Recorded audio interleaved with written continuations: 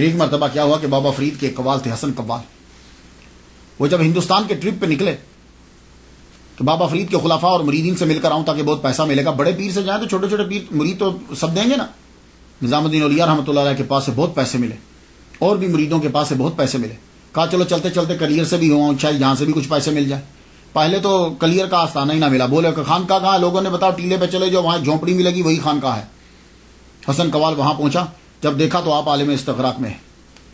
سید شمس الدین کہیں شاید کوئی لکڑیاں یا کچھ چیز لینے گئے ہوئے تھے.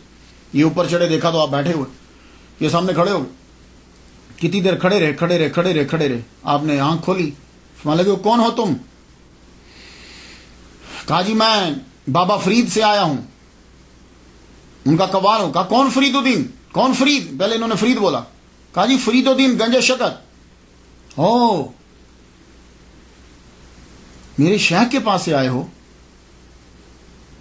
اتنے میں شمس الدین تشریف لے آئے.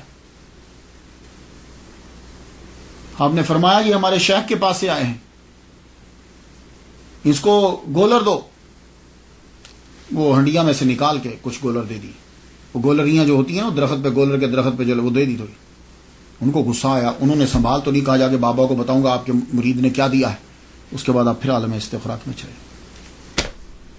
حسن قوال وہاں سے چلا، بابا فرید الدین گنج شکر رحمۃ اللہ علیہ کے پاس پہنچا.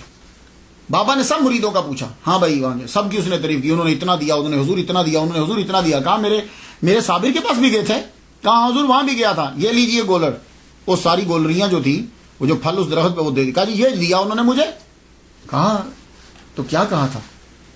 کہا میں ان کے سامنے گیا تو پہلے تو مجھے پوچھتے ہیں تم کون ہو؟ میں نے کہا میں فرید الدین کا قوال ہوں، بابا فرید کا قوال. کہا کون فرید؟ کہا جی فرید الدین گنج شکر. کہا اچھا میرے شیخ اچھے ہیں؟ ہوئے ہوئے بابا فرید الدین گنج شکر کی آنکھوں میں آنسو آ گئے. آپ فوراً اٹھے، آپ نے 2 نفل ادا کیے.